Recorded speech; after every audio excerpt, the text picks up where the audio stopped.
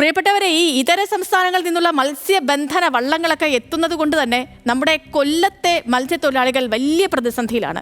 ചെറുവള്ളങ്ങൾക്കാണ് തമിഴ്നാട്ടിൽ നിന്നുള്ള യാനങ്ങളുടെ വരവ് ഇപ്പോൾ തിരിച്ചടിയായിരിക്കുന്നത്.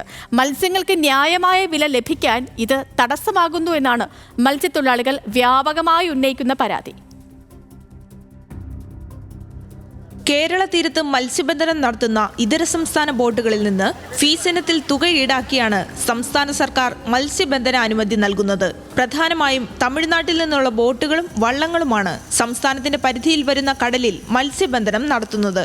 യൂസർ ഫീ എന്ന സംവിധാനത്തിലൂടെ ഇത്തരം മത്സ്യബന്ധനം കേരളത്തിലെ മത്സ്യത്തൊഴിലാളികൾക്കാണ് തിരിച്ചടിയാകുന്നത്. അടുത്തിടെ കൊല്ലം നീണ്ടകര ഹാർബറിൽ ഇതേ ചൊല്ലി തമിഴ്നാട്ടിൽ നിന്നുള്ള മത്സ്യത്തൊഴിലാളികളും പ്രദേശവാസികളും തമ്മിൽ സംഘർഷമുണ്ടായി.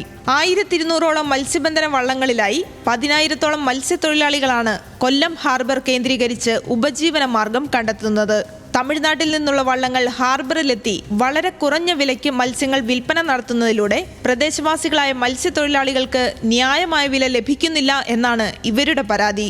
ഈ അന്യ സംസ്ഥാനങ്ങളുടെ കടന്നു കയറ്റം ഞങ്ങളെപ്പോലെയുള്ള ഒരു വർഷങ്ങൾ കൊണ്ട് സർക്കാരിനോട് മല്ലിടുകയാണ്. ഈ കടലിൽ പോയാൽ വല നീട്ടാൻ സ്ഥലവുമില്ല. മത്സ്യമാണെങ്കിൽ കടലിൽ ആകെ മത്സ്യസമ്പത്ത് കുറഞ്ഞു. ഇത് ഞാൻ പറയുന്നതല്ല, സീമപ്പാറയുടെ കണക്ക് തന്നെയാണ്. അപ്പോൾ ഉള്ളത് ഒരു ഗ്രൗണ്ടിലുണ്ടെങ്കിൽ അത് ആ ഗ്രൗണ്ട് വിട്ട് മാറുന്നില്ല. ആ ഗ്രൗണ്ടാണ് ഇവർ വളച്ചെടുക്കുന്നത്. കരയിൽ നടക്കുന്ന മത്സ്യത്തിൻ്റെ വിലയ്ക്ക് ഭയങ്കരമായ ഇടിവുണ്ടാവുകയാണ്. കേരള തീരത്തെ മത്സ്യലഭ്യത കുറയാനും പരമ്പരാഗത മത്സ്യത്തൊഴിലാളികളുടെ ദുരിതം വർദ്ധിപ്പിക്കാനും ഈ സംവിധാനം ഇടയാക്കുന്നു. കേരളത്തിൽ ഈ സാഹചര്യമാണെങ്കിൽ തമിഴ്നാട്ടിൽ അന്യസംസ്ഥാന വള്ളങ്ങൾക്ക് വിലക്കുണ്ട്.